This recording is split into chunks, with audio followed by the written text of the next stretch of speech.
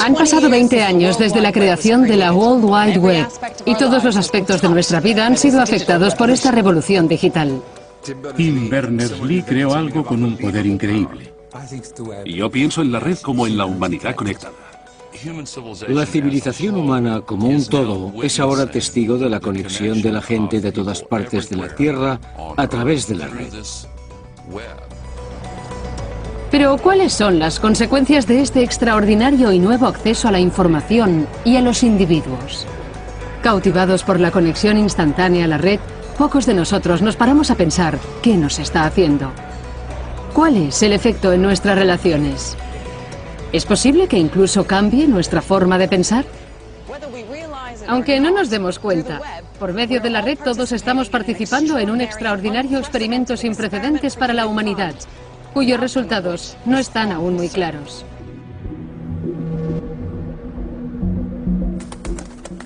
El gran temor es que esta revolución esté haciendo que nuestros sentidos e imaginación sean dependientes de las pantallas, llevándonos del mundo real al virtual.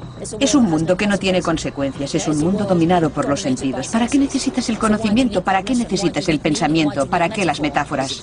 ¿Nos dará una vida mejor y diferente o solo un estilo diferente en la comunicación? Yo hago esa pregunta, pero no tengo respuesta. Nos preocupa que nuestros hijos sean atraídos a una cultura online superficial. Están evolucionando para bien o mal del Homo sapiens a una especie de Homo interneticus. Creo que es algo de la juventud. La gente de mediana edad siente pánico por la red. Tienen miedo del futuro, por lo que creen que harán sus hijos. Voy a introducirme en ese miedo y en esa efervescencia para averiguar si realmente la red está trivializando nuestras relaciones y dañando nuestros cerebros. En principio, esto es lo que nos hace. La red destruye o enriquece nuestra humanidad.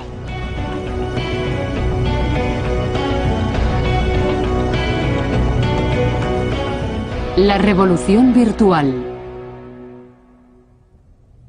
Homo interneticus.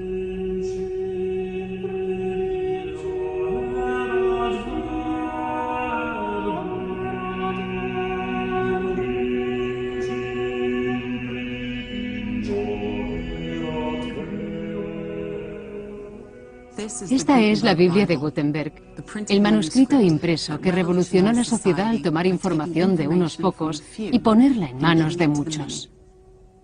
Irrevocablemente, este libro cambió la civilización occidental. Cuando Gutenberg inventó la imprenta, pocos contemporáneos pudieron predecir las consecuencias. Pensaron que solo serviría para imprimir un montón de libros. Pero el nuevo medio, la palabra impresa, consiguió que la gente abandonara la antigua forma de pensamiento e impulsó el Renacimiento. 500 años después, la red parece ser otro gran paso adelante en nuestra manera de pensar. Sus características están copiadas del ecosistema de la prensa impresa en cuanto a que baja extraordinariamente la altura de las barreras. Y lo importante son las ideas, el conocimiento, la información. Hace mucho más fácil distribuir la información, mucho más deprisa y facilitar el hacer copias, que es lo que hizo la prensa impresa.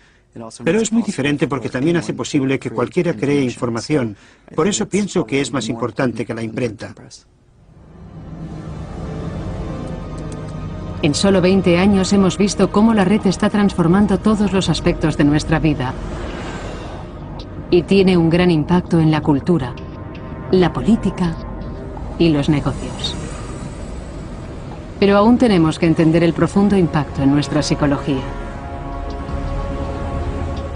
El primer lugar donde buscar respuestas es el sitio donde la gente usa la red más que en cualquier otro.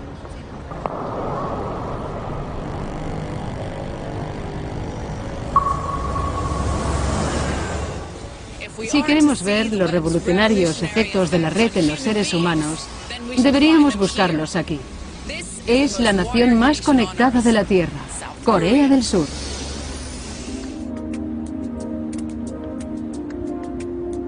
En este país digitalmente conectado se puede acceder a la red en casi todas partes. El cable de fibra óptica de Corea es 10 veces más rápido en las descargas que la banda ancha que hay en Inglaterra. El 62% de los coreanos de 3 a 5 años usan regularmente Internet y pasan 8 horas a la semana conectados. Los estudios sugieren que es aproximadamente el doble de tiempo que emplean los británicos de 5 años. A los surcoreanos les preocupan sobre todo los jóvenes. Han entrado en la era digital y rodeados de alta tecnología desde que llevaban pañales, y encabezan los titulares de los periódicos por malos motivos.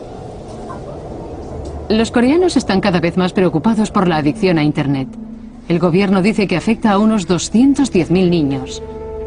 Algunos pasan conectados 18 horas al día.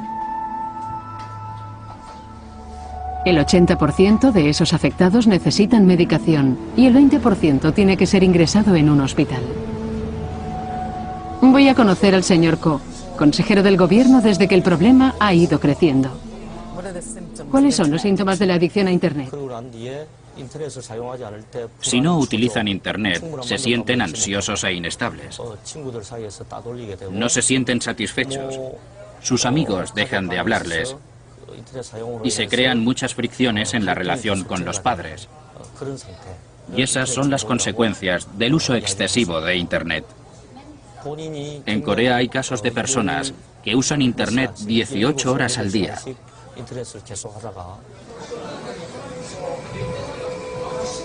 El caso de Corea parece extremo, pero demuestra que los efectos de la red afectan a nuestra psicología.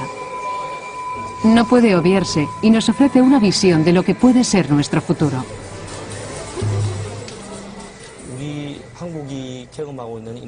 Las experiencias a que Corea se enfrenta como país adicto a Internet son las mismas a las que países como el suyo se enfrentarán dentro de 3 o 5 años.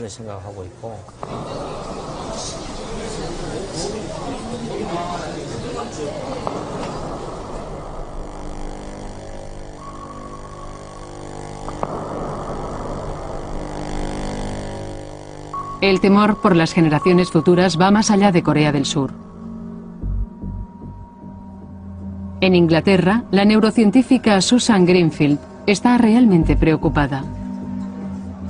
Habla incansablemente de su preocupación por la forma en que la red puede distorsionar el sentido de la realidad en los niños. Cuando un niño está en el mundo real, aunque sea un mundo de casa de muñecas, es un mundo en el que su muñeca se puede romper. Alguien puede pisar su soldado de juguete y así aprende que las acciones tienen consecuencias. Imagine que es una persona joven con un ordenador, en un mundo donde la recompensa es oír y ver, de sensaciones fuertes. Es el triunfo de los sentidos sobre el entendimiento. Si damos a un cerebro humano un ambiente en el que las acciones no tienen consecuencias, si damos a ese cerebro un ambiente literal donde no hay significado, es posible que ese cerebro permanezca en un estado infantil. Cuando hablo independientemente con los padres y otras personas, todavía no he conocido a nadie que esté en desacuerdo conmigo. Parece que todos sienten una especie de miedo y preocupación que no pueden expresar con palabras, pero sin embargo sienten que hay que hacer algo.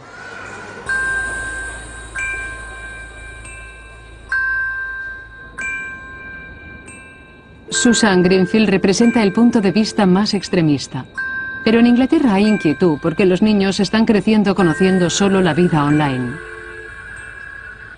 Es la generación consumida por la red. Tengo amigos y familiares que luchan con sus hijos por las nuevas tecnologías. Incluso a los más entendidos les parece extraño que sus hijos estén más cómodos que ellos delante de una pantalla. Ahora visitan muchos de los mismos sitios que sus hijos, y aunque yo estoy acostumbrada a ellos, todavía me siento como si fuera una turista. Estoy constantemente asombrada por lo que la nueva generación web puede hacer con las nuevas tecnologías. Por eso voy a averiguar cómo es vivir con la generación web.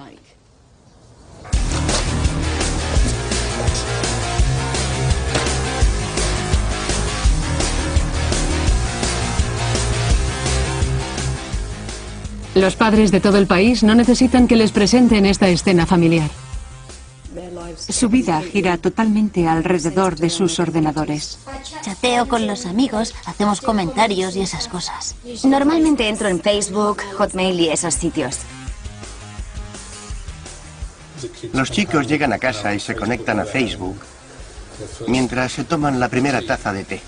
Puedes comunicarte y saber cosas de su vida. Cuando yo era joven ni siquiera teníamos teléfono en casa. ¿Podéis imaginar la vida sin la red? No. No. Creo que si le quitaras el Facebook sería como arrancarle un brazo. ¿Cómo creéis que era la vida antes de tener la red? Seguro que muy aburrida. Sí. ¿Qué crees que hacía la gente? Leer libros.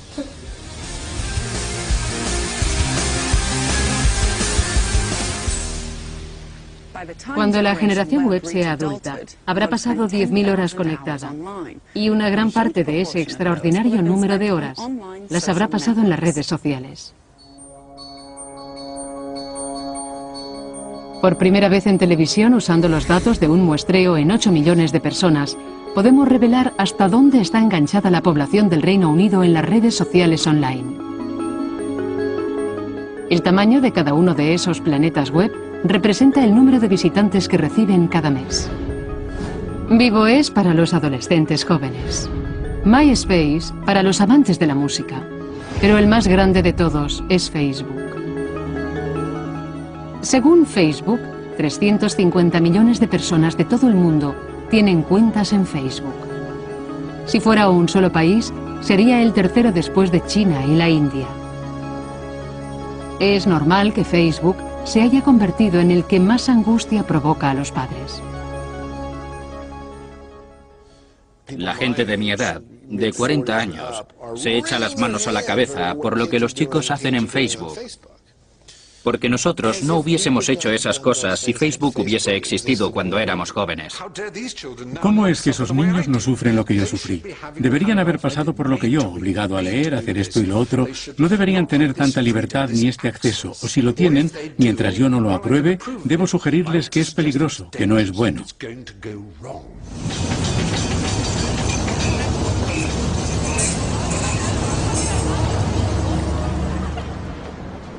El criticismo clave de Facebook es que hace fútil la amistad, y eso debilita a la sociedad.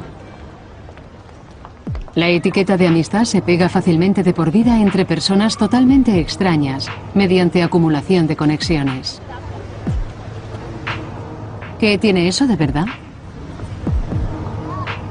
Para averiguar más, necesitamos entender por qué Facebook se ha hecho tan popular.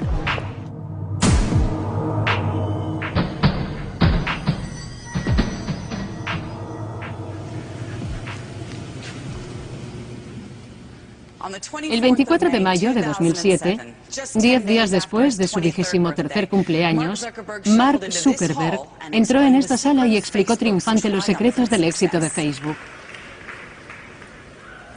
Hoy vamos a iniciar juntos un movimiento.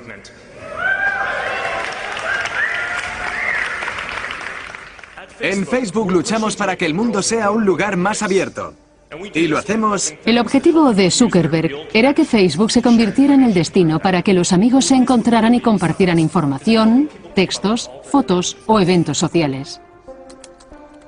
Lo único que hay que hacer es inscribirte, crear un perfil, encontrar amigos y que estos estén de acuerdo en ser amigos en Facebook. De esta forma, cada miembro de Facebook hace su propio grupo de amigos, todos dentro de una gran red. Ya están viendo ustedes lo que tenemos. Hemos construido una red enorme. Mediante las conexiones, la comunicación es mucho más eficiente. Y está cambiando la forma en que funciona el mundo.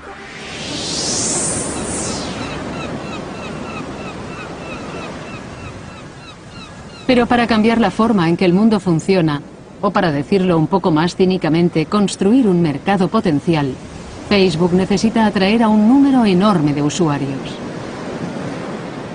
Lo que Facebook intenta conseguir es algo llamado efecto red. Es un término acuñado hace 100 años por un industrial norteamericano de la telefonía, Theodore Vail. Esto es, en esencia, lo que Theodore Veil señaló. Si tenemos un teléfono, solo uno, es bastante inútil, porque podemos descolgarlo. Pero si no hay nadie al otro lado, no se puede hacer una conexión. Pero si añadimos otro teléfono, y otro, y otro, y otro, y otro, esa persona puede hablar con esa otra. Y esa otra puede hablar con esta, y con esta, y así sucesivamente. Cuantos más teléfonos estén conectados, más beneficios para los usuarios individuales. Porque el usuario tiene más posibilidades de que muchas otras personas conecten con él. Y cuanta más gente pueda conectar con él, más gente querrá unirse. El sistema se hace autosostenible y satisfactorio. Es así de sencillo.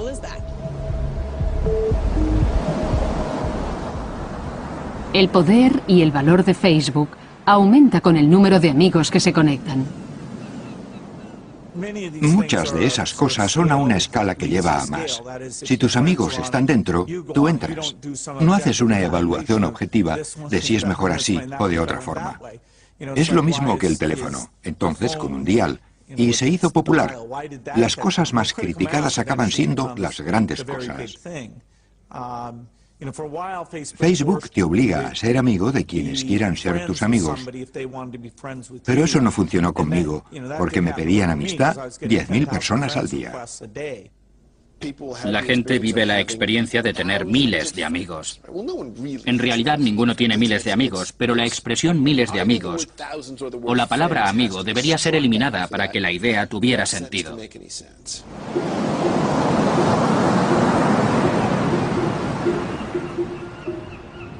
Ya hemos visto que Facebook necesita volumen. El problema es que la mercancía que quiere acumular son las relaciones humanas. ¿Qué significa eso para las relaciones? ¿Qué significa tener 10.000 amigos? ¿Un amigo de Facebook es algo trivial, barato y disponible como la comida rápida? ¿No vale más que una hamburguesa?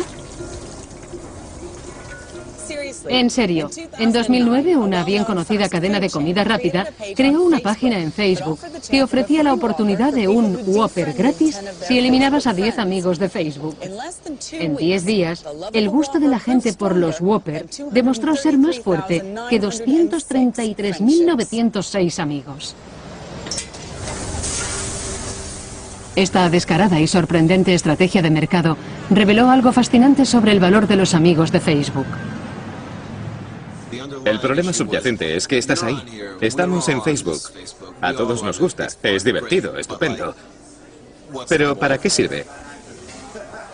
Steve Schiff era uno de los miles de usuarios de Facebook que decidió cambiar a sus amigos de la red por un trozo de carne a la parrilla y un bollo. ¿Por qué elegiste eliminarlos? Para ser sincero, fue increíblemente fácil. No fue duro encontrar a 10 personas a las que no necesitaba estar conectado. Esto es algo que no ocurre en la vida real, así que pensé, voy a eliminar a estos, voy a terminar nuestra relación, conseguiré mi hamburguesa y todo el mundo contento. Si estamos dispuestos a deshacernos de unos cuantos amigos por una hamburguesa, ¿no significa eso que las redes del siglo XXI están cambiando el sentido de la amistad?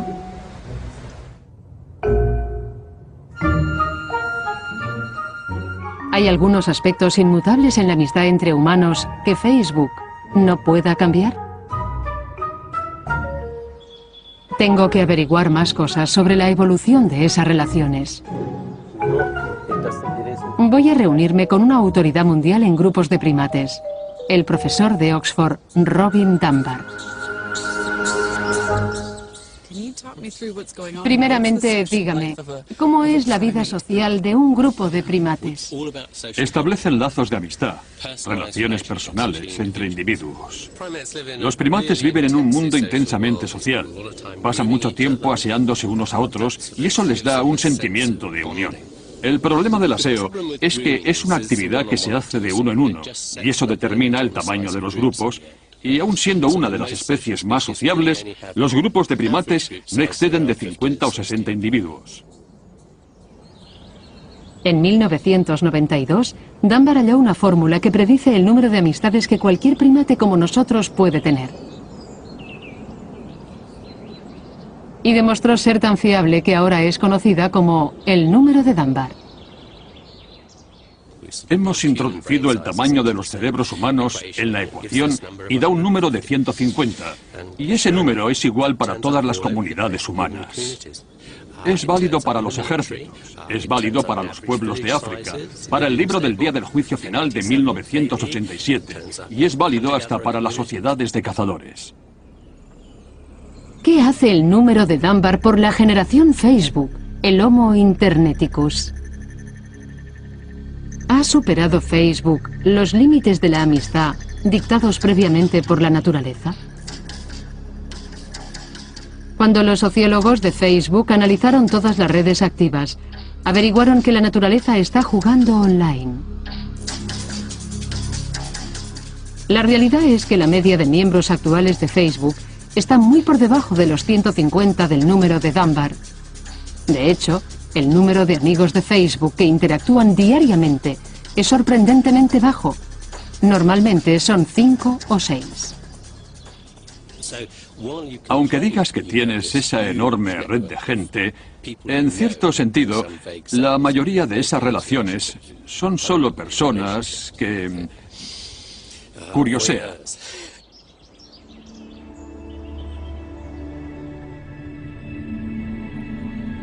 Por medio del número de Dunbar hemos averiguado que los efectos de Facebook no han cambiado nuestras relaciones.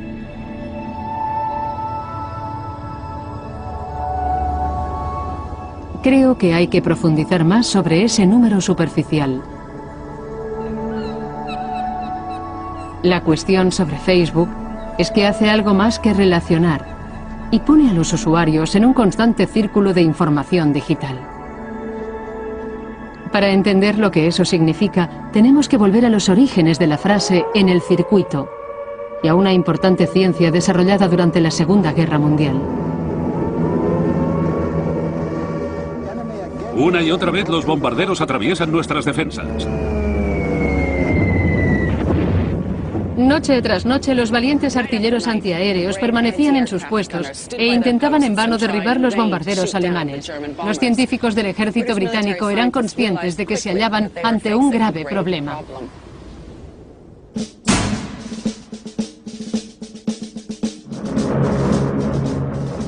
El problema que tenían los artilleros antiaéreos era que aunque el radar detectaba los aviones y ellos les disparaban, nunca daban en el blanco. Un matemático norteamericano, Norbert Wiener, halló la solución.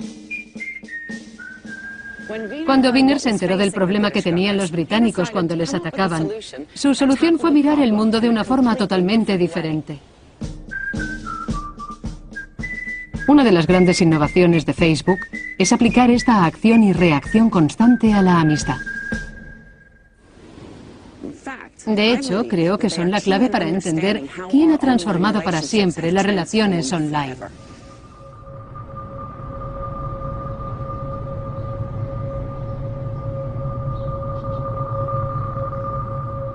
Lo que Facebook hizo antes que nadie fue poner al día los datos entre amigos y en tiempo real.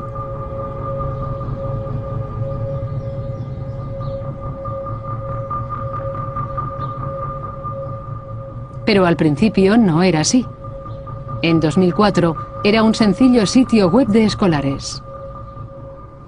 La leyenda dice que una noche que una cita le fue mal, Mark entró en el sistema de computadoras de Harvard para crear una base de datos de cada una de las mujeres del campus. 2 horas después habían votado el 80% de la población estudiantil y se colapsaban todos los servidores de los ordenadores de los alumnos.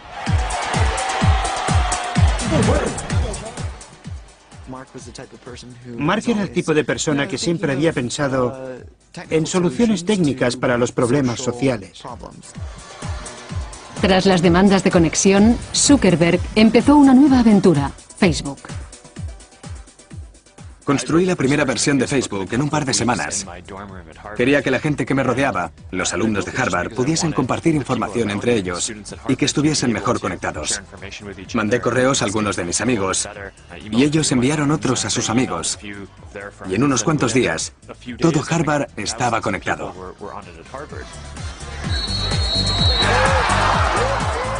Todos nosotros, y particularmente los estudiantes, entramos en el torbellino social de la vida de la universidad.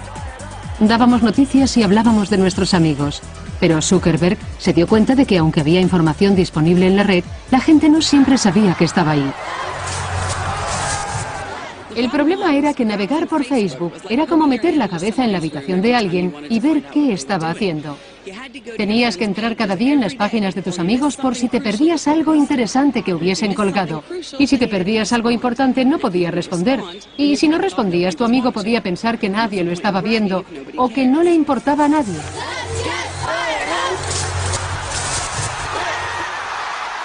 Lo que hizo Zuckerberg seguidamente lo cambió todo. Completó el circuito de información en Facebook con algo que llamó Newsfeed. Consigue que cualquier cosa que cuelgues en tu sitio sea instantáneamente enviado a todos tus amigos y viceversa. No tienen que mirarlo sitio por sitio, porque les llega a todos. Lanzamos el producto a medianoche. Estábamos convencidos de que a la gente le encantaría y pensamos que era la clase de cosa que podía cambiar la red.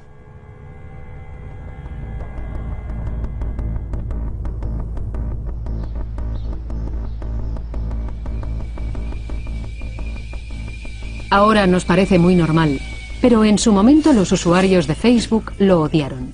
Lo vieron como una intrusión en sus vidas, un choque terrible por lo que estaban acostumbrados a tener en Facebook. Lo primero que leí es que alguien había roto con alguien. Y cuando vi esas cosas me quedé atónito. Se estaban publicando muchas cosas. Y luego me di cuenta de que mis cosas se estaban publicando de la misma manera y yo no quería eso. En cuanto lanzamos el producto, empezamos a mirar la información que venía de nuestros usuarios y toda era mala. Nos pedían que les devolviésemos su intimidad. Decían que no les gustaba, que lo quitásemos. Recibí correos de casi toda la gente que conocía en Facebook, que me decían que por qué les había hecho eso.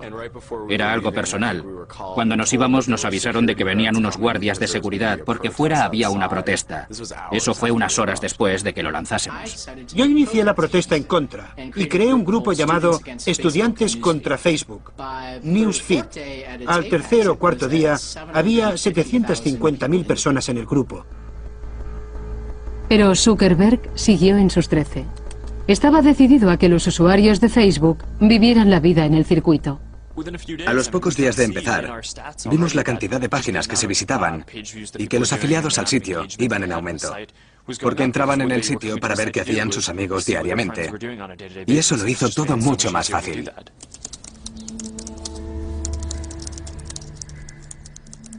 La cultura de estar al día en tiempo real y no el número de amigos es lo que supone el gran cambio en todas nuestras relaciones. Las constantes conexiones y estar en el circuito online ha llevado la red a una nueva era y ha inspirado a muchos imitadores, el más famoso, Twitter. Pero lo más importante es, ¿qué significa ese cambio para ustedes y para mí en nuestra vida diaria? Voy a reunirme con Sherry Turkle, una eminente psicóloga clínica que ha estudiado nuestra relación con la tecnología durante 20 años. Investiga activamente cómo los circuitos de información amenazan nuestro conocimiento de quiénes somos. Creo que hay que empezar por tener casi una nueva personalidad. Es como ir de tengo una sensación, quiero hacer una llamada, a quiero tener una sensación, necesito hacer una llamada. Es una sensación en la que casi necesitas la validación y el apoyo de la comunidad, sintiendo en primer lugar la sensación. Atraer a otras personas al interior del circuito de sensaciones que tú sientes es muy seductor. ¿Cómo cree que puede afectarme toda esa información como receptora? Empiezas por querer esconderte. No quiero vivir la versión BlackBerry de mi vida. No puedo estar, leer, conocer todos los lugares, los espacios, los sentimientos en el Facebook. Mi vida no es más de lo que puedo vivir. Y ya no seguimos alimentándonos, pero continuamos, en cierto modo, por lo que hemos creado.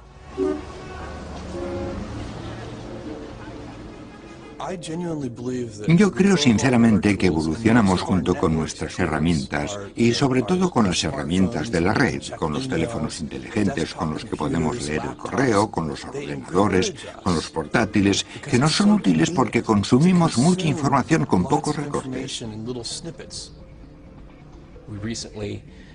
En nuestro sitio recibimos vídeos cada minuto. Cada minuto durante las 24 horas del día, lo que es una cantidad fenomenal de datos.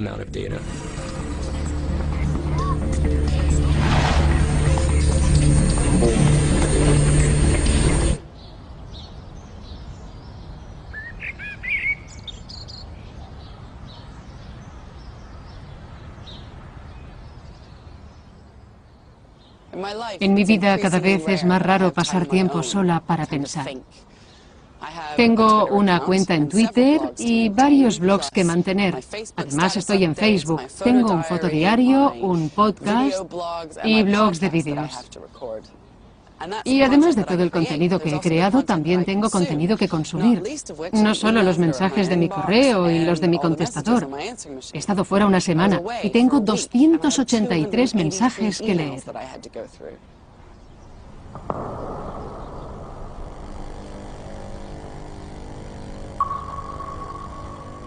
Viviendo en el circuito, parece que el Homo interneticus se ahoga lentamente en un mar creciente de información.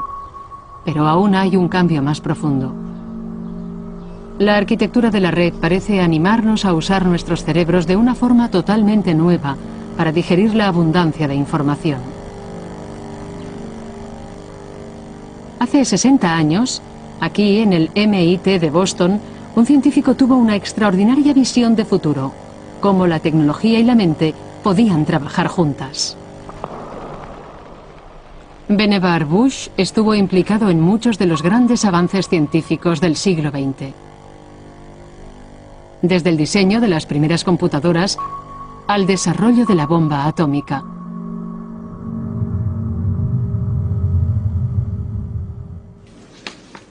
En 1945 publicó un artículo que predecía la era digital. ¿Cómo podríamos pensar? Ese es el artículo original de Bush y con una gran visión describió todos los problemas que provoca la sobrecarga de información. Se centra en el mismo problema que yo estoy estudiando en estos archivos. Estoy buscando en todos estos archivos asociados a Bush. Tienen una etiqueta que dice Vannevar Bush de la A a la B, de la C a la D, fotografías, correspondencia, etc. Pero lo irónico no es cómo pensaba Bush que funcionan nuestros cerebros. Por ejemplo, cuando él pensaba en su tía Susie, no pensaba en otras personas cuyos nombres empezaban por S. Pensaba dónde estaba la última vez que la vio, cómo iba peinada, a qué olía, cómo colocaba los dedos delante cuando hablaba, ese tipo de cosas. Y seguía así hasta que construía una imagen de ella. En otras palabras, él pensaba que nuestras mentes eran lineales, pensaba que trabajaban por asociación. Bush puso el problema sobre la mesa. Era un científico. Imaginen cuántos científicos antes de él hicieron un registro humano. En otras palabras, todas las cosas que la ciencia ha decidido que son ciertas en su sabiduría colectiva. ¿Cómo iba a conseguir trabajar efectivamente con el conocimiento que incluye todas esas cosas?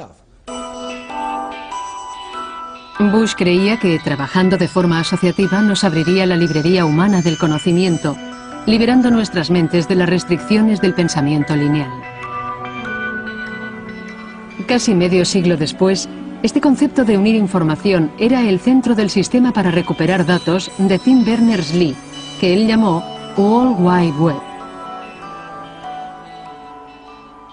El cerebro hace bien esas cosas, primero encontrando esas coincidencias y luego preparándolas para encontrar los patrones. Berners-Lee construyó dentro del diseño de la web lo que se llamó hipervínculos, la capacidad de saltar de una información a otra. Pero la pregunta es, ¿el pensamiento asociativo de los hipervínculos es bueno para nosotros? Copiando la forma en que funciona el cerebro, ir de un sujeto a otro con un clic, ¿no nos hace perezosos y que nos distraigamos fácilmente? Creo que la ciencia demuestra que nuestro cerebro quiere distraerse. Es lo que hace la red bombardeándonos con los estímulos de la información y juega con ese aspecto de nuestro cerebro. Mantiene a nuestro cerebro esperando impaciente, incapaz de concentrarse. Internet refleja simplemente lo que somos, nuestra incapacidad para concentrarnos o centrarnos en el tiempo real. Y el hecho de que estemos obsesionados con Michael Jackson, la semana próxima con Twitter y la siguiente con el terrorismo, refleja nuestra incapacidad para concentrarnos. Cuando creces, esperas encontrar información de la noticia del momento. ¿Qué hace eso con tu capacidad de interiorizar la información?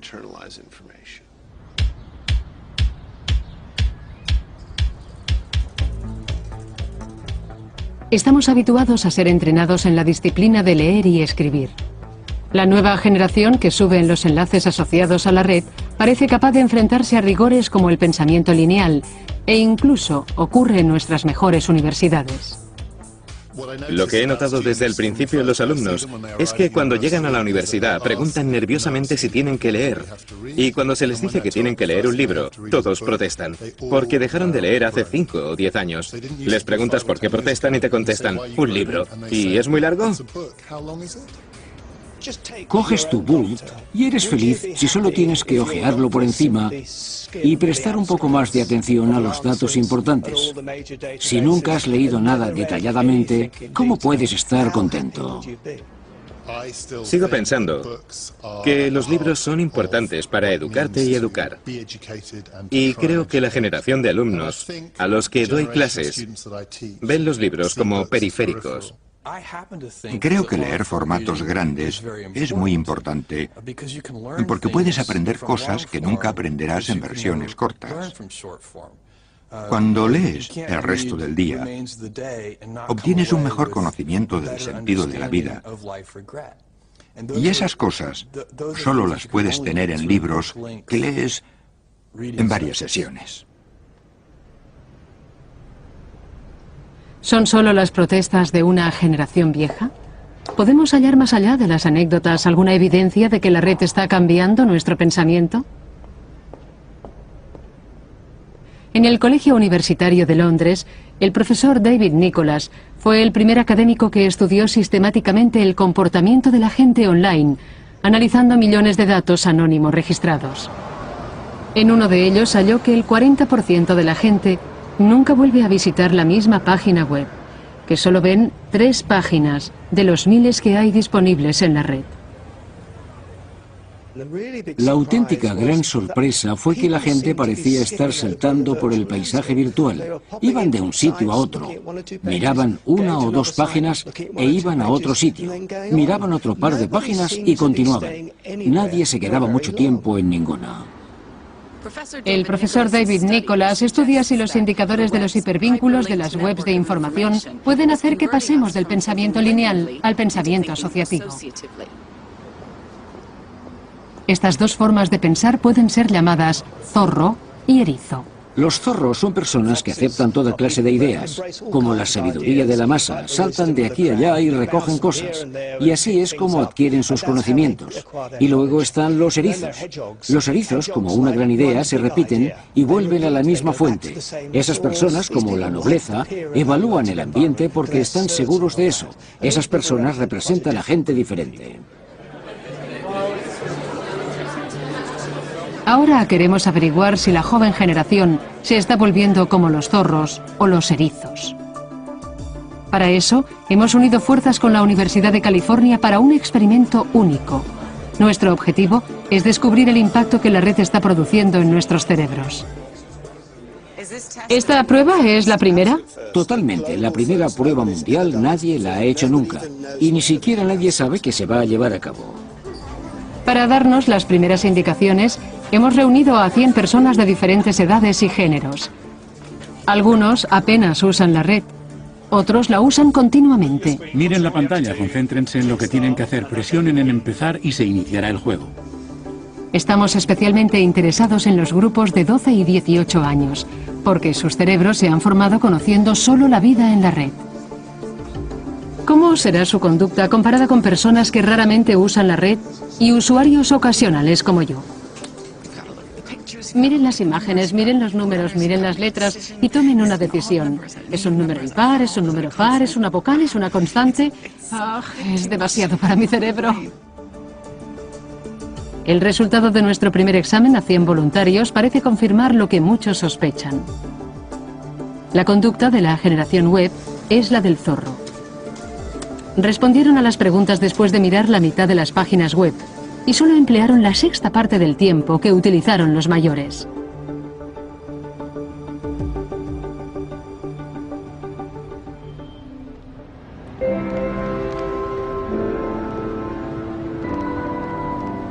Para mí está claro que, para bien o para mal, la generación joven está siendo remodelada en la red. Los circuitos de Facebook están revolucionando su forma de relacionarse. Hay evidencias empíricas de que la información que descargan y el pensamiento asociativo pueden estar reformando su forma de pensar. Para algunos, esta prospección parece poco prometedora. La gente joven salta y revolotea por un mundo irreflexivo y efímero. ¿Estamos siendo demasiado severos? ¿Estamos dejando de ver algo valioso de esta nueva cultura? Estamos repitiendo la vieja canción de la fragmentación y la alineación, porque todas las sociedades se miran siempre en las edades precedentes mientras viven en la actual. Puede que les sorprenda saber que esto fue grabado en los años 60. Y la persona que hablaba era el pensador canadiense Marshall McLuhan. En 1968, McLuhan estuvo un año como profesor en Nueva York. Era el perfecto destino para él, cautivado por el ir y venir de la vida moderna. Aceptó positivamente el tipo de futuro que la red nos daba. McLuhan pensaba que la futura era electrónica aceleraría el movimiento de la información, inyectando vida a la era mecánica del mundo.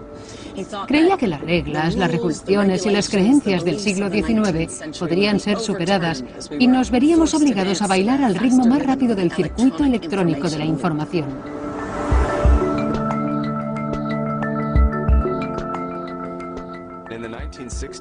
En los años 60, relató cómo en el futuro todos estaríamos conectados en tiempo real y que daríamos nuestros mensajes como si estuviésemos sentados unos al lado de los otros, como si estuviésemos allí mismo. Y era muy profundo decir eso en 1968. Voy a visitar al empresario John Peretti, que cree que el sueño de McLuhan se está haciendo realidad en el Homo Interneticus.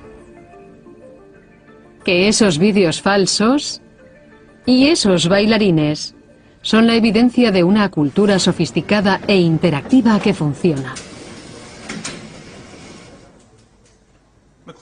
McLuhan se dio cuenta de que la gente siempre juzga los nuevos medios por los patrones de los antiguos. En este caso vemos que Internet es una conexión social y una red, pero la gente sigue juzgándolo como si fuera una mercancía estática.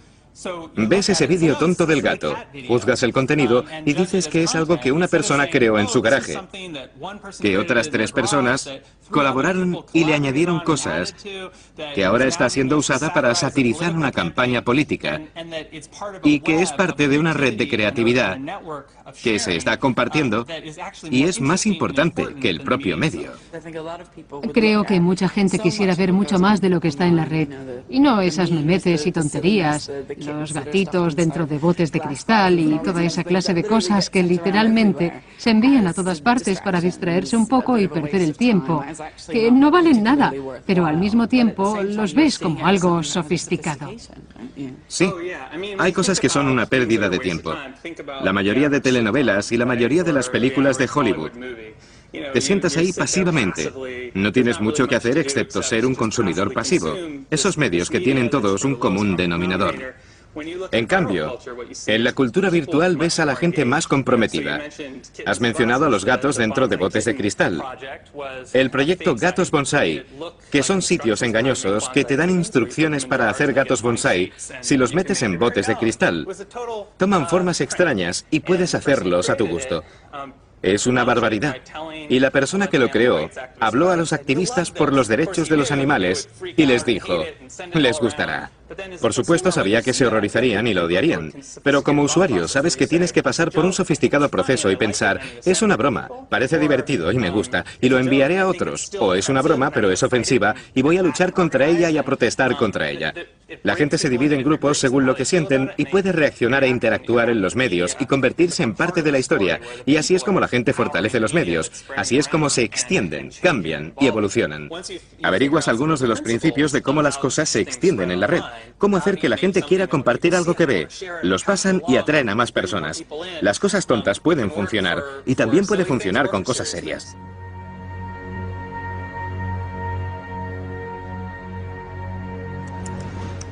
La aparente cultura superficial de los jóvenes en la red puede tener un lado serio y un impacto directo en el mundo real.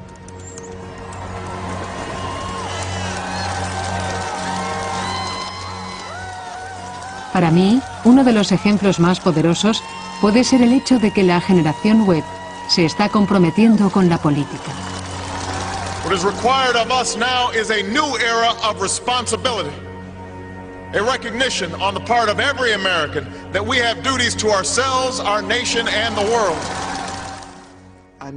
En febrero de 2007 tomé la decisión de dejar Facebook y trabajar a tiempo completo para la campaña de Obama. Desde el principio, la campaña fue muy interesante, con unas magníficas iniciativas, y todo lo que ocurrió fue directamente publicado en la web entre 2006 y 2008.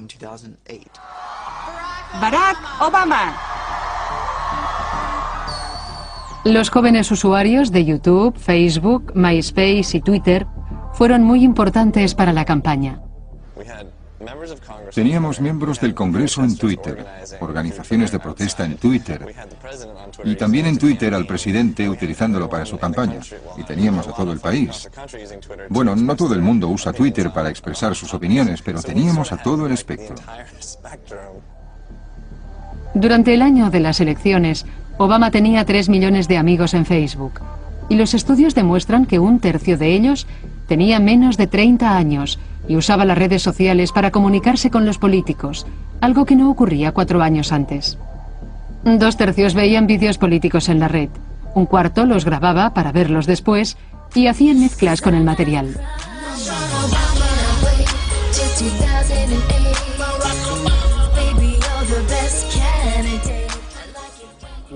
Podíamos averiguar lo que la gente hacía y vimos una gran energía y entusiasmo,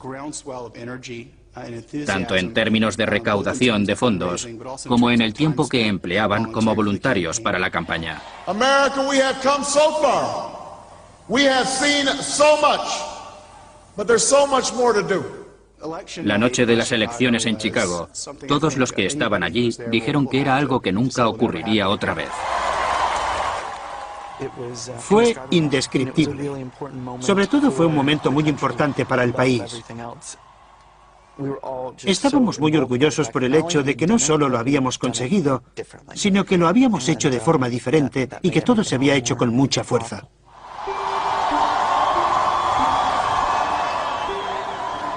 La tecnología de la red, con su circuito de información y conexiones asociativas, parece haber atraído a los jóvenes hacia los políticos en una escala que no se había visto en generaciones. Como hemos visto en todo el mundo, los jóvenes, para bien o para mal, están utilizando el poder de la red para luchar por sus causas. Desde el levantamiento en Irán hasta los jóvenes hackers rusos que decían haber iniciado una guerra cibernética contra Estonia. Reconocen el poder de la red para conectarse y colaborar. Para muchos es un desarrollo muy positivo, pero el gurú de la web, Stephen Johnson, cree que es una colaboración definitiva una especie de pozo de inteligencia permitida por la red, que siempre ha sido clave en el impulso del progreso humano. Una cosa interesante sobre las ideas es que existe el mito de que llegan a la gente en un momento, como cuando alguien está sentado en su estudio y piensa, entiendo la gravedad o sé cómo construir un reactor nuclear. Pero de hecho, lo que suele ocurrir ahora es que nos damos cuenta de que tenemos muchas más ideas que colaboran. Si miramos la historia de los inventos, ves que los inventos suelen hacerse en una medida desproporcionada en áreas urbanas. Una de las grandes cosas de las ciudades es que están llenas de espacios públicos como las cafeterías, donde la gente se reúne y comparte intereses, que proceden de diferentes entornos y trabajan para diferentes empresas. Son reuniones de artistas, escritores y cineastas, y en ese punto de convergencia están sentados, hablan y comparten ideas, y así el lugar se convierte en un espacio conectado.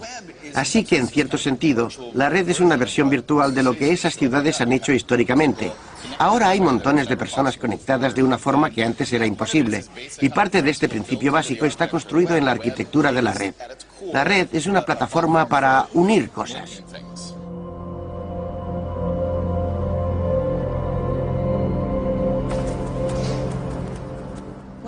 Cuando observas una ciudad, con su masa de población, cada persona con sus propios sueños, deseos y expectativas, parece imposible que funcione, pero funciona. ¿Es posible que la esencia de lo que hace grande a una ciudad sean las conversaciones, las conexiones y las oportunidades? ¿Y que eso también funciona en la red? Yo creo que por lo menos la red puede ser como una metrópolis excitante e innovadora, que finalmente puede beneficiar a las jóvenes generaciones. Hemos visto que algunas personas de Corea del Sur, la nación más conectada de la Tierra, ven la adicción a la red como una pesadilla. Pero además de lo malo, también tiene beneficios ocultos. Los jóvenes surcoreanos crecen en un mundo altamente digitalizado y están considerados como algunos de los mejores educados del mundo. Todos los mamíferos aparecerán en los resultados de la búsqueda. Lo que nos interesan son los mamíferos que tienen... Crías. Los mamíferos que tienen crías. He conocido al presidente de la Sociedad de Información Nacional de Corea, que asegura que los avances de los niños coreanos no solo se deben a un gran sistema educativo, sino a que desde edad muy temprana interactúan y trabajan juntos en la red. Corea es actualmente el líder mundial en matemáticas, ciencia y otras áreas. Creo que se debe a la influencia de este entorno de alta penetración en Internet. Esta generación está creciendo con la red. Está creciendo con ella como parte de su sistema de educación.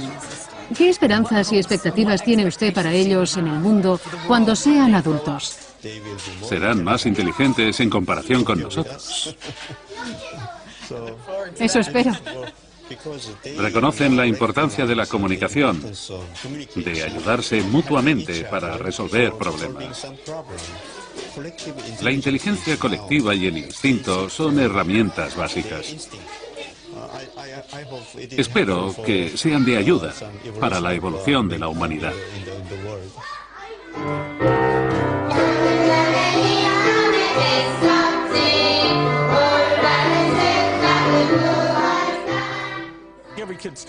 Todos los niños empiezan con una increíble y gran curiosidad sobre cosas como por qué hay materiales fuertes o por qué hay materiales débiles. Cuando yo era pequeño preguntaba y nadie sabía responderme. Ahora mi hijo obtendrá la respuesta y querrá hacer más preguntas. Por eso creo que es un gran cambio. Debéis ejercitar los ojos durante 30 segundos. La civilización humana está siendo testigo de la conexión entre la gente de toda la Tierra a través de la red, de forma que se amplía imitando el crecimiento del cerebro humano. Y la analogía es imperfecta, pero a la vez real. Estamos viendo la emergencia de un cerebro global.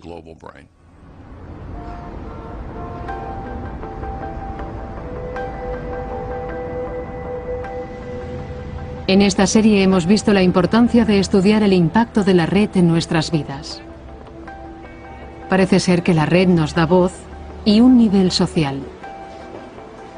Pero hemos visto que el ciclo en progreso de esta revolución virtual también anima a que grandes firmas nos rastreen y que comercien con nosotros, y que los gobiernos puedan ser espiados como nunca se había hecho antes. La forma en que pequeños grupos de élite dominan en el área cultural, política y económica refleja nuestros valores, nuestro narcisismo, nuestra visión y nuestras obsesiones. Aunque abre extraordinarias y nuevas posibilidades, la red está sobrepasando los límites de nuestra imaginación, de nuestro deseo de beneficios y control. La red es un espejo de la naturaleza humana, de lo bueno y de lo malo. Además, en este documental hemos visto a la nueva generación no solo reflejada en la red, sino tal vez evolucionando con ella. Espero que esta tecnología acabe abriéndonos nuevos horizontes, que libere a la humanidad y cambie la naturaleza humana para mejor.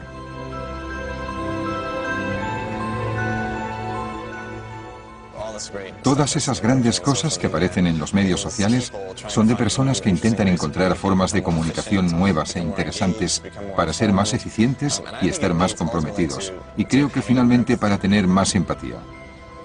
La red no resolverá la pobreza y las enfermedades, pero lo que hace es que la gente comparta información de forma más efectiva y sabiendo qué está pasando. Y cuando la gente está mejor informada, puede tomar mejores decisiones. Afortunadamente, la sociedad cambia lentamente. Las cosas que Internet da conectando a la gente, abriendo el conocimiento y las ideas de otras personas, son muy positivas. Y espero que nos beneficiemos de muchas de esas buenas ideas. Tenemos en nuestros bolsillos el conocimiento recogido de otras épocas. Y si lo pensamos, veremos que es algo que hemos conservado y asimilado, y por ello merecemos seguir avanzando. Es una tecnología asombrosa, y deberíamos buscar el momento para celebrar la fuerza, el alcance que nos da el tiempo en las ideas, a través de los continentes, en el pasado, el futuro y el presente, para conectar con la gente.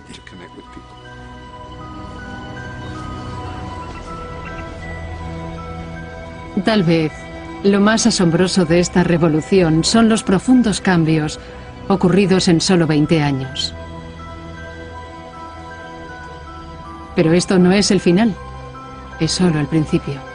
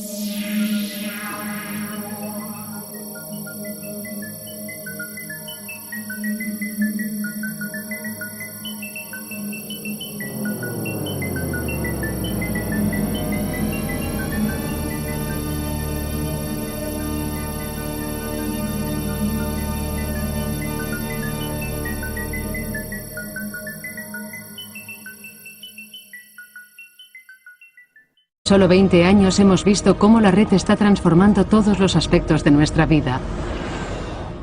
Y tiene un gran impacto en la cultura, la política y los negocios. Pero aún tenemos que entender el profundo impacto en nuestra psicología. El primer lugar donde buscar respuestas es el sitio donde la gente usa la red más que en cualquier otro.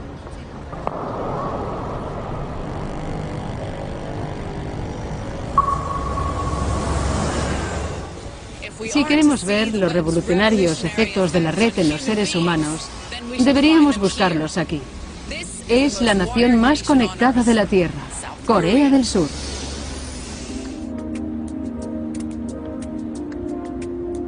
En este país digitalmente conectado se puede acceder a la red en casi todas partes. El cable de fibra óptica de Corea es 10 veces más rápido en las descargas que la banda ancha que hay en Inglaterra.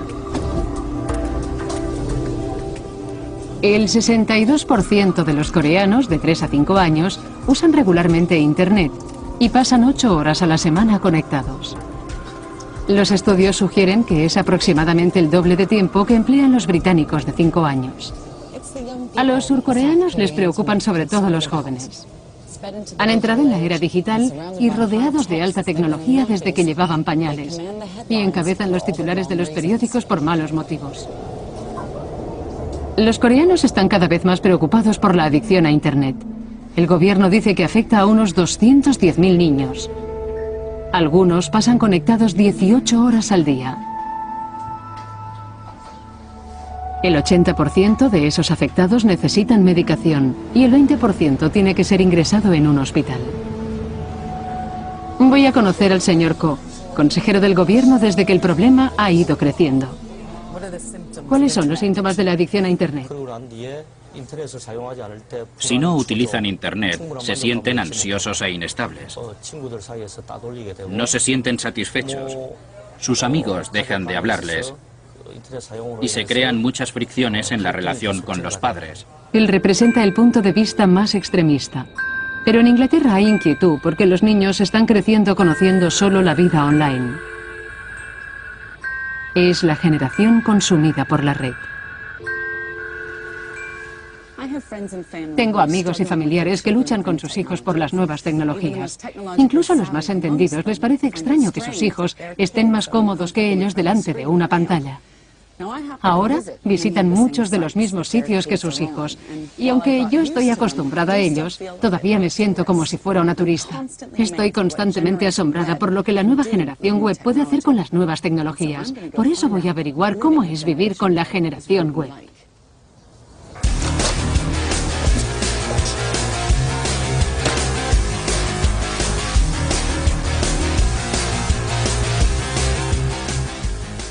Los padres de todo el país no necesitan que les presenten esta escena familiar. Su vida gira totalmente alrededor de sus ordenadores. Chateo con los amigos, hacemos comentarios y esas cosas. Normalmente entro en Facebook, Hotmail y esos sitios. Los chicos llegan a casa y se conectan a Facebook mientras se toman la primera taza de té. Puedes comunicarte y saber cosas de su vida. Cuando yo era joven ni siquiera teníamos teléfono en casa. ¿Podéis imaginar la vida sin la red? No. No. Creo que si le quitaras el Facebook sería como arrancarle un brazo. ¿Cómo creéis que era la vida antes de tener la red? Seguro que muy aburrida. Sí. ¿Qué creéis que hacía la gente? Leer libros.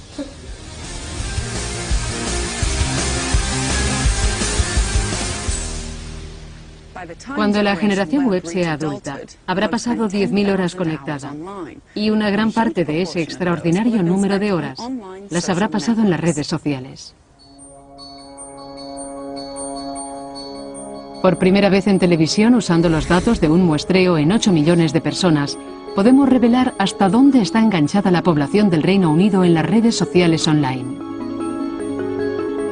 El tamaño de cada uno de esos. Y esas son las consecuencias del uso excesivo de Internet. En Corea hay casos de personas que usan Internet 18 horas al día.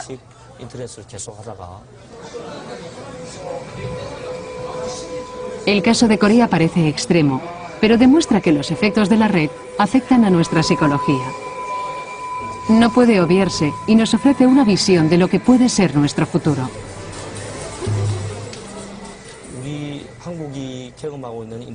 Las experiencias a que Corea se enfrenta como país adicto a Internet son las mismas a las que países como el suyo se enfrentarán dentro de 3 o 5 años.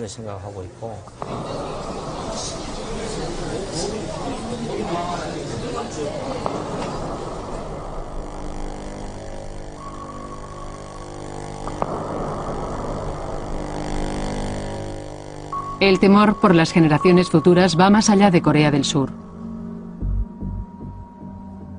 En Inglaterra, la neurocientífica Susan Greenfield está realmente preocupada. Habla incansablemente de su preocupación por la forma en que la red puede distorsionar el sentido de la realidad en los niños. Cuando un niño está en el mundo real, aunque sea un mundo de casa de muñecas, es un mundo en el que su muñeca se puede romper. Alguien puede pisar su soldado de juguete y así aprende que las acciones tienen consecuencias. Imagine que es una persona joven con un ordenador, en un mundo donde la recompensa es oír y ver de sensaciones fuertes. Es el triunfo de los sentidos sobre el entendimiento.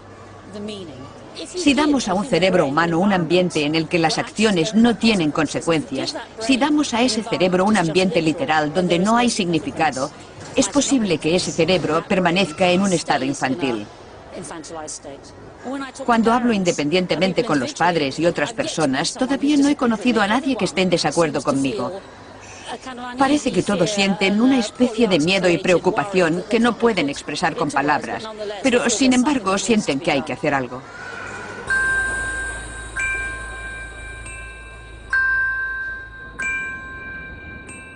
Susan Greenfield.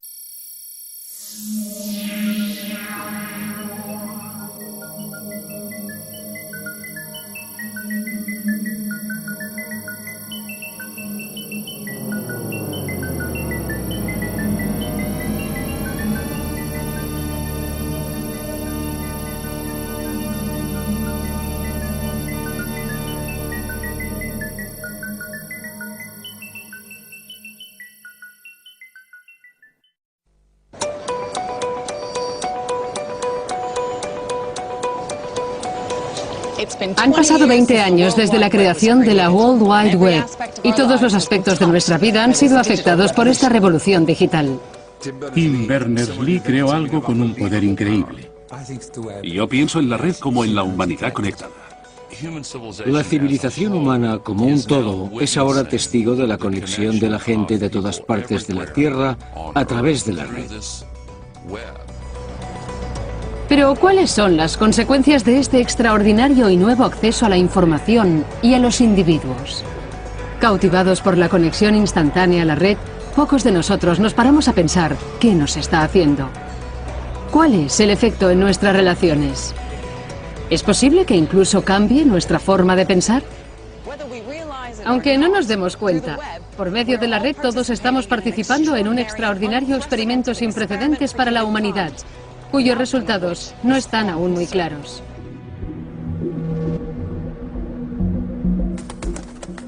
El gran temor es que esta revolución esté haciendo que nuestros sentidos e imaginación sean dependientes de las pantallas, llevándonos del mundo real al virtual. Es un mundo que no tiene consecuencias, es un mundo dominado por los sentidos. ¿Para qué necesitas el conocimiento? ¿Para qué necesitas el pensamiento? ¿Para qué las metáforas? ¿Nos dará una vida mejor y diferente o solo un estilo diferente en la comunicación? Yo hago esa pregunta, pero no tengo respuesta. Nos preocupa que nuestros hijos sean atraídos a una cultura online superficial. Están evolucionando para bien o mal del Homo sapiens a una especie de Homo interneticus. Creo que es algo de la juventud. La gente de mediana edad siente pánico por la red. Tienen miedo del futuro, por lo que creen que harán sus hijos. Voy a introducirme en ese miedo y en esa efervescencia para averiguar si realmente la red está trivializando nuestras relaciones y dañando nuestros cerebros. En principio, esto es lo que nos hace. La red destruye o enriquece nuestra humanidad.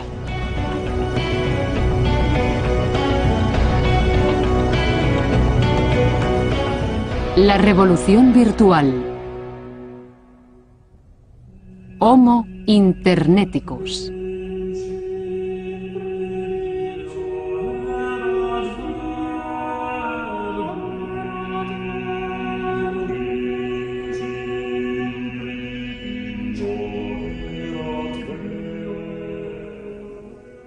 Esta es la Biblia de Gutenberg, el manuscrito impreso que revolucionó la sociedad al tomar información de unos pocos y ponerla en manos de muchos. Irrevocablemente, este libro cambió la civilización occidental. Cuando Gutenberg inventó la imprenta, pocos contemporáneos pudieron predecir las consecuencias. Pensaron que solo serviría para imprimir un montón de libros. Pero el nuevo medio, la palabra impresa, consiguió que la gente abandonara la antigua forma de pensamiento e impulsó el Renacimiento. 500 años después, la red parece ser otro gran paso adelante en nuestra manera de pensar. Sus características están copiadas del ecosistema de la prensa impresa en cuanto a que baja extraordinariamente la altura de las barreras. Y lo importante son las ideas, el conocimiento, la información. Hace mucho más fácil distribuir la información, mucho más deprisa y facilitar el hacer copias, que es lo que hizo la prensa impresa. Pero es muy diferente porque también hace posible que cualquiera cree información. Por eso pienso que es más importante que la imprenta.